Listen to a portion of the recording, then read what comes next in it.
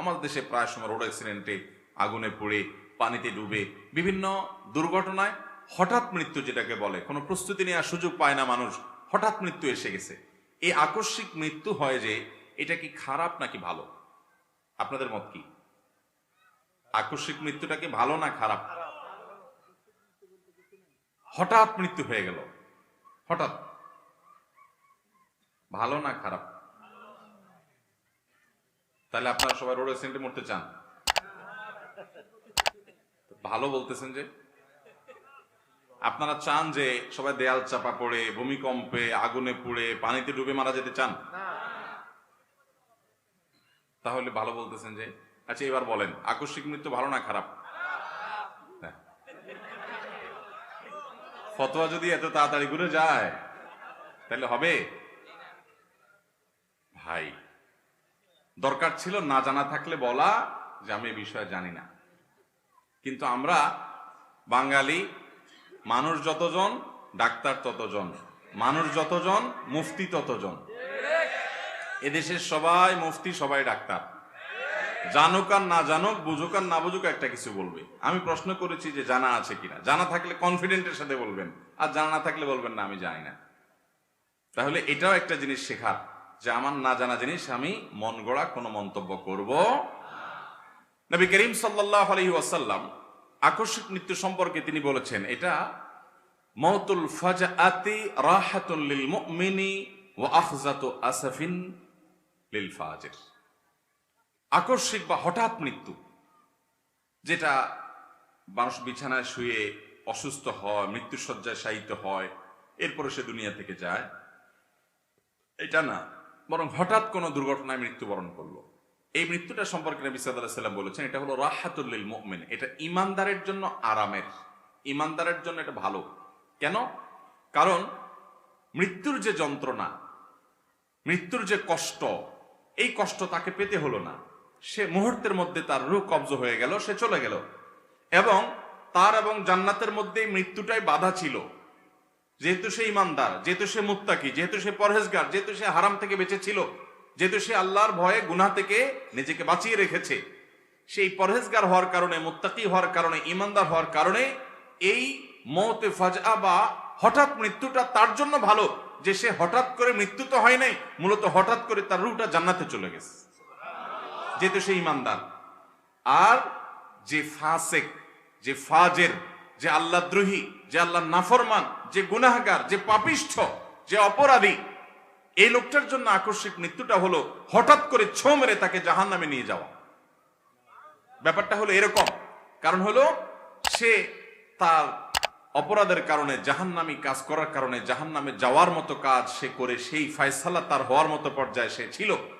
সে দুনিয়াতে একটু ভোগ করছিল, যা সেটুকু মুহূর্তের ভিতরে ছো মেরে নিয়ে যাওয়া হলো, এবং মৃত্যুর পর সে যেহেতু খারাপ মানুষ, জাহান্নাম তার ঠিকানা হওয়ার কারণে এই আকস্মিক মৃত্যুটা তার জন্য খারাপ, যেহেতু সে ছো মেরে তার রূহটা নিয়ে যাওয়া হলো, এবং তার ঠিকানা যেহেতু জাহান্নাম, সে জাহান্নামের কাছে চলে গেল, এই জন্য এটা তার জন্য খারাপ। অতএব আকস্মিক মৃত্যু ঈমানদারের জন্য খারাপ না। ভাইরা আমার, এই জন্য বুঝতে হবে যে আকস্মিক মৃত্যু অথবা বিছানায় শুয়ে শুয়ে কিংবা হাসপাতালে বেডে শুয়ে শুয়ে কিন্তু আস্তে আস্তে আপনার মৃত্যুর জন্য প্রস্তুতি নিয়ে মৃত্যুবরণ, এর কোনোটাই মূলত ভালো আর মন্দ না। এটা নির্ভর করে বান্দার অবস্থার উপরে। মানুষটা যদি ভালো হয়, মৃত্যু যেভাবেই হোক সেটা তার জন্য ভালো, আর যদি মানুষটা মন্দ হয়, মৃত্যু যেভাবেই হোক সেটা তার জন্য খারাপ। কথা কি বুঝাতে পারছি? তাহলে মৃত্যু কিভাবে হবে এটা আমাদের জন্য ইম্পর্টেন্ট না। আমাদের জন্য ইম্পর্টেন্ট হলো, গুরুত্বপূর্ণ হলো যে আমি কি করছি। আমি এই মুহূর্তে হঠাৎ মৃত্যু হোক আর আস্তে আস্তে মৃত্যু হোক, আমার এই মৃত্যুর পরে আল্লাহর কাছে কি পাওয়ার আশা আমার আছে, আমি কি আমল নিয়ে যাচ্ছি, এটা হলো ঈমানদারের দেখার বিষয়। কথা কি বুঝাতে পারছি? আকস্মিক মৃত্যু থেকে বাঁচার জন্য কোনো দোয়া আছে কিনা, সুনির্দিষ্ট করে একেবারে আকস্মিক মৃত্যু থেকে, হঠাৎ মৃত্যু থেকে বাঁচার জন্য দোয়া নবী সাল্লাল্লাহু আলাইহি ওয়াসাল্লাম শেখান নাই। তবে নবী করিম সাল্লাল্লাহু আলাইহি ওয়াসাল্লাম একটা দোয়া আছে, যে দোয়া আমরা পড়লে হঠাৎ কোনো নেয়ামত আমাদের থেকে দূর হয়ে যাওয়া, ছিনিয়ে যাওয়া, এটা থেকে আমরা বাঁচতে পারবো। যেমন দোয়াটা নবী সাল্লাল্লাহু আলাইহি ওয়াসাল্লাম পড়তেন, আল্লাহুম্মা ইন্নী আউযু বিকা মিন যাওয়ালি নি'মাতিকা। আল্লাহ, আপনার নেয়ামত যেটা আমি ভোগ করছি, এটা আমার থেকে হঠাৎ করে চলে যাবে, এটা থেকে আমি আপনার থেকে পানা চাই। ওয়া তাহাউলে আফিয়াতিকা, এবং আমার যে সুখ এবং শান্তি, যে সুস্থতার মধ্যে আমি আছি, এটা পরিবর্তিত হয়ে অসুস্থতা, অশান্তির মধ্যে যে চলে যাওয়ার আশঙ্কা আছে, ওইটা থেকে আমি আপনার কাছে পানা চাই। ওয়াফাজাআতে নাকমাতিকা ও জামিআ ইসসাখাতিকা, এবং আপনার শাস্তি হঠাৎ করে আমাকে যেন ধরে না ফেলে, আমি যেন তওবা করে দুনিয়া থেকে যেতে পারি। এবং ও জামিআ ইসসাখাতিকা, এবং আপনার যত নারাজি আছে সেটা থেকে যেন আমি পানা চাই, সেটা থেকে আমি যেন বাঁচতে পারি, সেজন্য আমি পানা চাই। নবী সাল্লাল্লাহু আলাইহি ওয়াসাল্লাম এই দোয়া করতেন। এটা দোয়া করা যেতে পারে, এর মানে এই না যে এই দোয়া পড়লে আপনার আর হঠাৎ মৃত্যু হবে না, কিংবা হঠাৎ মৃত্যু হলে সেটা খারাপ হবে। এই দোয়ার মধ্যে বলা আছে যে আল্লাহ আপনার নেয়ামত যেন আমার থেকে ছিনিয়ে না নেওয়া হয়, দূর যাতে না হয়, আমার সুস্থতা যেন অসুস্থতায় মানে পরিবর্তিত না হয়ে যায়, এবং আপনার হঠাৎ করে আপনার কোনো শাস্তি যেন আমাকে পেয়ে না বসে। হঠাৎ করে মৃত্যু হলো, আবার আমি ফাজের থেকে যদি অবস্থা হয়, তাহলে তো হঠাৎ করে আপনার আযাবে আমি পাকড়াও হয়ে গেলাম, এটা যেন না হয়। অর্থাৎ আমি যেন নিজেকে পরিশুদ্ধ করে তারপর যেতে পারি।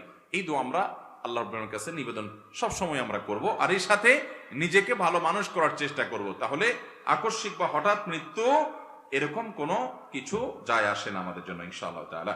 তাহলে আকস্মিক বা হঠাৎ মৃত্যু এটা খারাপ না। আমার দেশে দেখবেন অনেকে হঠাৎ মারা গেলে বলে লোকটা ভালো মানুষ ছিল না, রোড অ্যাক্সিডেন্টে মরলো কেন? আছে না নাই? আমাদের দেশে মানুষ অন্যের ব্যাপারে মন্তব্য করতে যত পোদ্দারি করি আমরা, নিজের ব্যাপারে আমাদের নিজের চরকায় তেল দেওয়ার খবর এতটা থাকে। অথচ ইমানদারের কাজ হলো নিজের চিন্তা বেশি করবে, কু আনফুসাকুম, এরপরে পড়বো আহলিকুম নারা। অতএব আমরা নিজেদের চিন্তা বেশি বেশি করে করবো।